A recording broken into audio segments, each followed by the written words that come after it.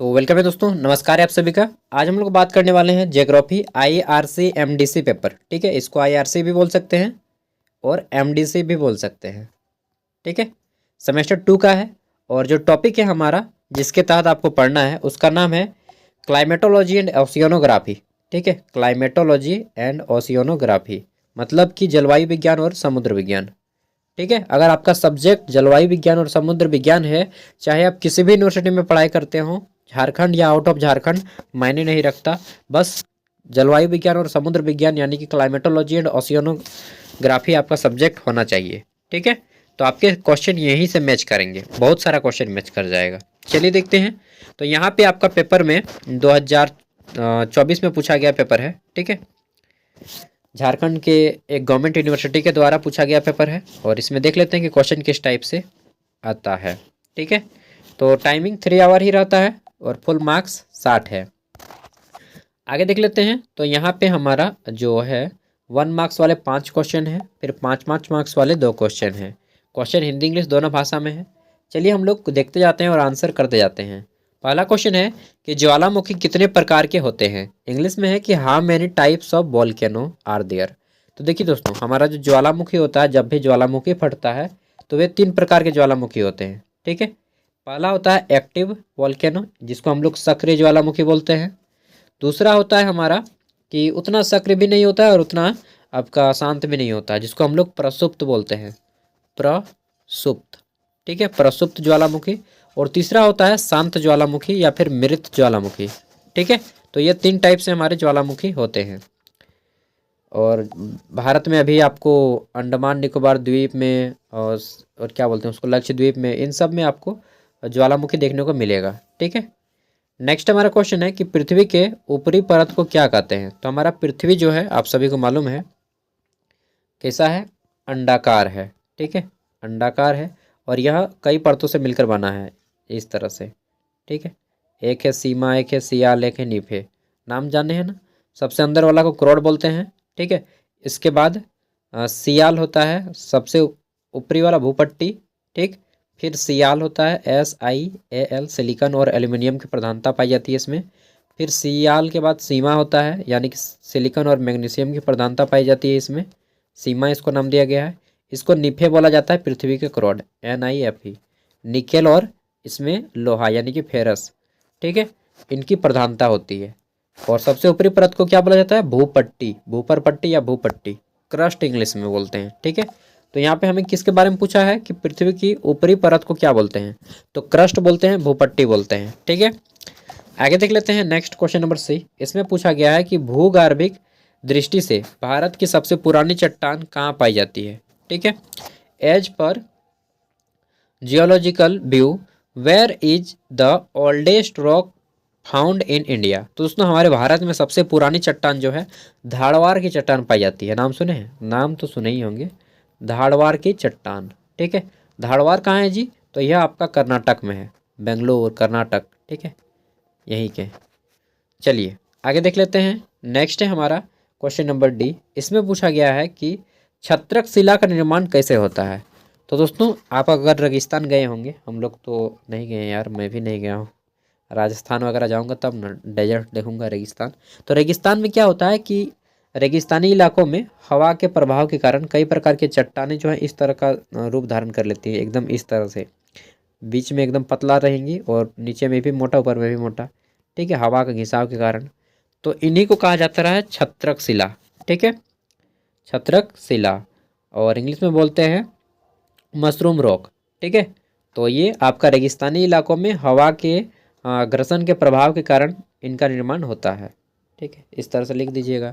Next है हमारा, भारत में नियमित जनगणना कितने वर्षों के अंतराल पर होती है। तो आप सभी को मालूम है कि भारत में जो है जनगणना प्रत्येक 10 वर्षों के अंतराल में होता है। 2011 में लास्ट टाइम हुआ था, उसके बाद नहीं हुआ है। देखिए गवर्नमेंट इस बार रूल बहुत ख़राब किया यार, 10 बार साल हो गया, 21 में कराना चाहिए था 11 के बाद, लेकिन नहीं किया है। अभी तक 24 हो गया, 25 होने को चला, मतलब 24 आधा ख़त्म हो गया। ठीक है, लेकिन अभी तक सरकार के इसका ध्यान ही नहीं गया यार, कब कराएंगे। कोरोना मालूम है कि 21 तक ही आया था, उसके बाद क्या किए हम, 22 23, 2 साल तो बचा ना, फिर भी नहीं किया। चलिए, इससे पता चलता है कि हमारा देश कहाँ तक जाता है, कितने आगे तक गया है, ठीक है। जनगणना बहुत ज़रूरी है। और भारत में प्रथम जनगणना कब हुआ था? लॉर्ड मेयो के शासनकाल में हुआ था, ठीक है। 1872 था। और 1881 में लॉर्ड किसका ना शासनकाल था यार? लॉर्ड मेयो और उसके बाद लॉर्ड लिटन या रिपन, लॉर्ड रिपन के शासनकाल में 1872 में प्रथम जनगणना हुआ था, जो कि पूरे भारत में नहीं कराया गया था, पूर्ण नहीं हो पाया था। फिर 1881 में ये कंप्लीट हो गया पूरे भारत में, लॉर्ड रिपन के शासनकाल में, ठीक है। लॉर्ड रिपन, और शुरू हुआ था लॉर्ड मेयो के शासनकाल में, ठीक है। बाकी एक बार अच्छे से देख लीजिएगा आप लोग। नेक्स्ट है हमारा यहाँ पे पूछा गया है कि वायुमंडल की संरचना का संक्षिप्त विवरण दें। Give brief account of the structure of the atmosphere, ठीक है। तो हमारी वायुमंडल की संरचना कैसी है इसके बारे में आपको डिटेल में बताना है, ब्रीफ, ठीक है। 1 मिनट यार, सॉरी, डिटेल में नहीं बताना है, संक्षिप्त बताना है, ब्रीफ बताना है, यानी कि शॉर्ट में बताना है, ठीक है। आगे देख लेते हैं। नेक्स्ट हमारा क्वेश्चन है 5 मार्क्स के। इसमें पूछा गया है कि वायु के अपर्दन द्वारा उत्पन्न स्थलाकृतियों का वर्णन करें या स्थल रूपों का वर्णन करें। तो वायु अपर्दन होता है, मृदा अपर्दन होता है, उसी टाइप से इसमें किस प्रकार के चट्टानों का निर्माण होता है, भूमि का निर्माण होता है, ये पूछा गया है, ठीक है। Discuss the land form produce by the erosion of wind. वायु के अपर्दन द्वारा उत्पन्न स्थल रूपों का वर्णन करें, ठीक है। आगे देख लेते हैं। नेक्स्ट हमारा ग्रुप बी, और इसमें हमारा पूछा गया है 15 मार्क्स वाले क्वेश्चन। 1 मिनट, ये जो 5 मार्क्स वाले क्वेश्चन है इसका आंसर आप लोग एक खड़ा पन्ना का दोनों साइड में कीजिएगा, क्योंकि 3 घंटा टाइम है और थोड़ा थोड़ा लिखना ही है आप लोग को, ज़्यादा नहीं लिखना है, ठीक है।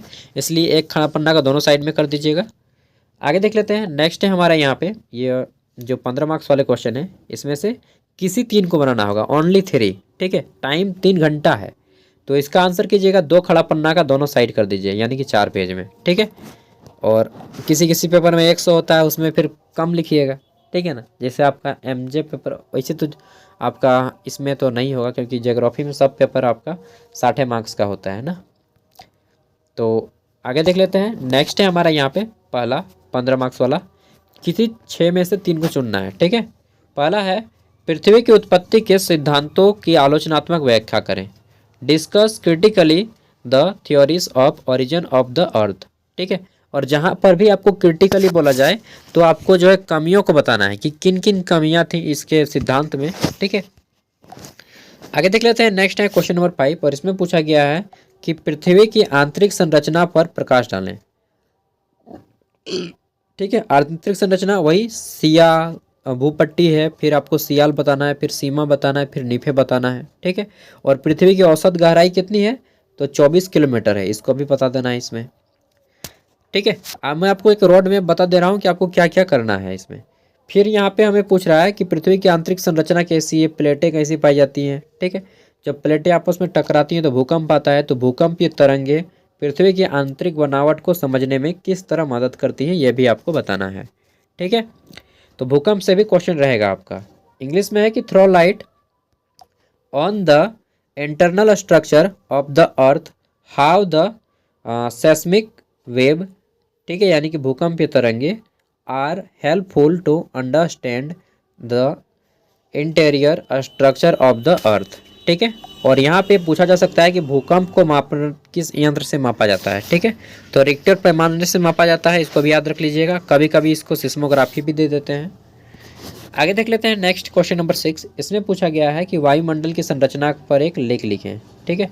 हमारे जो वायुमंडल है कितने क्या बोलते हैं उसको, कितने लेयर में बटा हुआ है, कितने परतों में, ये बताना है, ठीक है। Right an essay on the composition of atmosphere, जिसमें हमारा इस तरह से है, जैसे वायुमंडल है, ठीक है। 14 किलोमीटर इसका मान के रखिए एवरेज, ठीक है। जहाँ पे सभी मौसमी घटनाएं होती हैं, इसी को बोलते हैं हम लोग क्षोभ मंडल, इंग्लिश में स्ट्रेटोस्फेयर, सॉरी ट्रोपोस्फेयर, ट्रोपोस्फेयर क्षोभ मंडल, क्षोभ, ठीक है।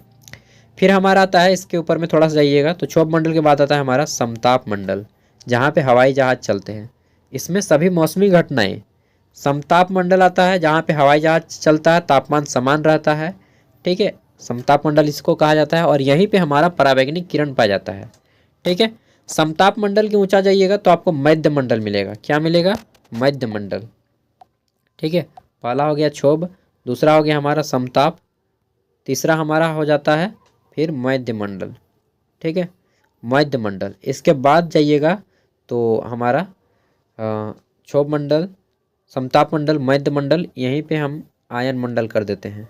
ठीक है, उसके बाद फिर हमारा बहिर्मंडल यानी कि एक्सोस्फीयर, इंग्लिश में ट्रोपोस्फीयर, स्ट्रेटोस्फीयर, मेसोस्फीयर, लेनोस्फीयर, एंड में आता है बहिर्मंडल जिसको हम लोग एक्सोस्फीयर बोलते हैं।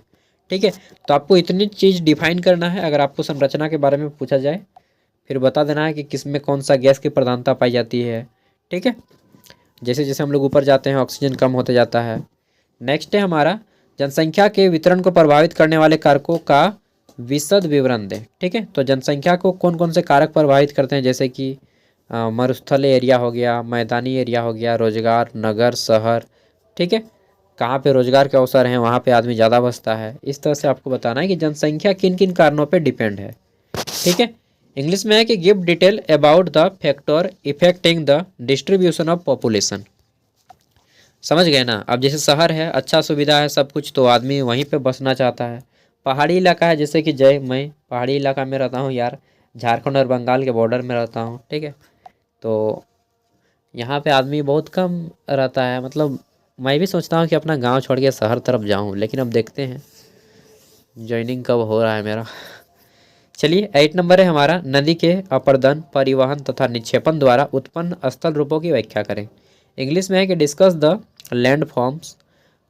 ठीक है, प्रोड्यूस्ड इरोजिन यानी कि अपर्दन, ट्रांसपोर्टेशन एंड डिपोजिशन। देखिए एक चीज़ है, नदी के अपर्दन, परिवहन और निक्षेपण द्वारा उत्पन्न कौन कौन से हमारी आकृतियाँ बनती हैं। जैसे ये नदी है, यहाँ से बहा के इन्होंने, नदी से बहा के मिट्टी को यहाँ पे लाया। ठीक है, बहा के लाया तो इसको बोलेंगे अपर्दन। जो यहाँ पे बहा इसको बोलेंगे अपर्दन। ये मिट्टी यहाँ पे था, मिट्टी बह गया, इसको बोलेंगे अपर्दन। यहाँ से जो यहाँ पे आया इसको बोलेंगे परिवहन। यहाँ से जो यहाँ पे लाया ना नदी बहा के, इसको बोलेंगे परिवहन। और यहाँ पे जो आके इकट्ठा हो गया मिट्टी ठो, यहाँ का मिट्टी यहाँ पे, इसको बोलेंगे निक्षेपण। ठीक है, समझ गए हैं। यहाँ से मिट्टी उठाया इसको अपर्दन, फिर यहाँ से यहाँ तक लाया इसको परिवहन, और यहाँ पे आके जमा हो गया मिट्टी, इसको बोलेंगे निक्षेपण। ठीक है, तो मिट्टी कहीं का मिट्टी कहीं और पे चला जाता है जब भी हमारा नदी में बाढ़ आता है, चाहे कोई और भी समस्या होती है। ठीक है, पानी का बहाव तेज होता है, तो 3 चीज़ होती है, अपर्दन होता है, परिवहन होता है और निक्षेपण होता है, जिसके कारण नया नया प्रकार का जमीन बन जाता है। ठीक है, जैसे आपने नाम सुना होगा कि गंगा तट का मैदान। ठीक है, और इन सब मैदानों में जो है फिर उपजाऊ खेती पाई जाती है, और इसमें जलोढ़ मृदा पाया जाता है। कौन सा मृदा? जलोढ़ मृदा। ठीक है, मृदा के बारे में भी थोड़ा सा जान लीजिएगा आप लोग। मृदा में एक होता है रेगुर मृदा जिसको काली मिट्टी कही जाती है, जलोढ़ मृदा। ठीक है, इस तरह से बहुत सारा सॉइल है। तो चलिए मिलता है नेक्स्ट वीडियो में। इसका अगर आपको पीडीएफ चाहिए तो पीडीएफ आपको वीडियो का डिस्क्रिप्शन में मिल जाएगा। ठीक है दोस्तों, ओशियानोग्राफी, समुद्र विज्ञान और जलवायु विज्ञान इसमें विशेष रूप से दिया गया है। विशेष रूप से हमारा यहाँ पे जलवायु विज्ञान है। थैंक यू, मिलते हैं नेक्स्ट वीडियो में, तब तक के लिए बाय।